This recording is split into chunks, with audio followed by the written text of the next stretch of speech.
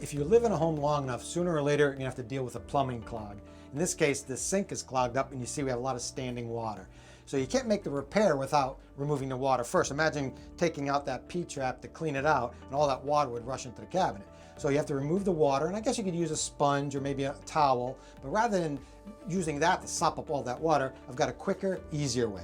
Use a pool toy. This is a kid's toy they use to suck up the water out of the pool and squirt it at one another.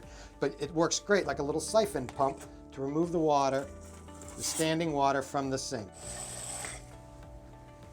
Once you have all that water removed, then you can make the repair. You can take out that P-trap and not worry about several gallons of water rushing in.